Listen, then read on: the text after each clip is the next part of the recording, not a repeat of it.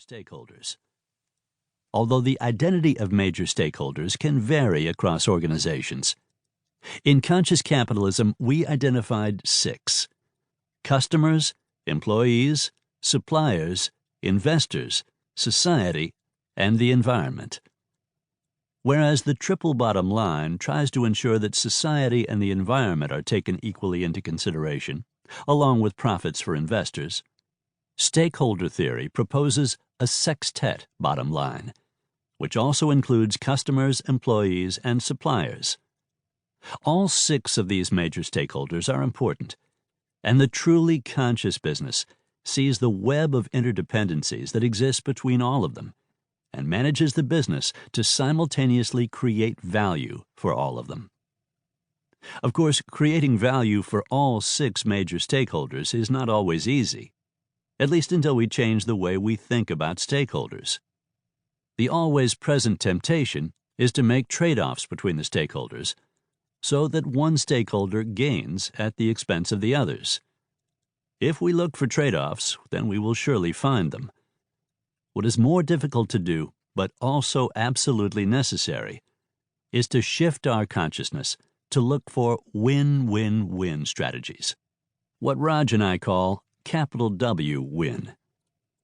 Once we see the various stakeholder interdependencies and give ourselves permission to create strategies in which all are winning, that is what we actually will create. While I've been greatly encouraged by the overall progress of conscious capitalism during the past 5 years, I've been deeply disturbed by one very powerful countertrend: shareholder activism toward public corporations. This activism is driven by the philosophy of maximizing shareholder value, usually short-term shareholder value, as the activist firms seek to make as much money as quickly as possible. Most shareholder activists don't care about any of the 4 tenets of conscious capitalism, or indeed too much about anything besides driving greater profitability and higher stock prices over the short term. Shareholder activists generally take an ownership stake in public corporations from 1% to 10%, and then use their stock position to pressure the board of directors and the CEO to take various actions to increase short-term profitability and the stock price. Usually the actions entail massive layoffs of employees and other major expense cuts, huge stock buybacks, and dividend payouts. It can also mean putting the company up for sale to the highest bidder. If the board and the CEO do not cooperate with their demands, they often seek to replace directors with their own board candidates and lobby to remove the CEO as well. Over the last few years, many large corporations have been pressured by shareholder activists. These include Dell, Apple, Microsoft, Procter & Gamble, DuPont, and Panera Bread. In response, Michael Dell took his company private, and Ron Shaich, the founder and CEO of Panera, sold his to JAB, a large international holding company.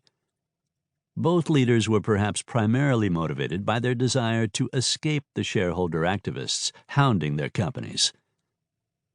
In 2016 and 2017, our company, Whole Foods Market, faced 2 shareholder activist challenges. The first one, by Neuberger Berman Group, began in the summer of 2016, after it had purchased 3% of our stock.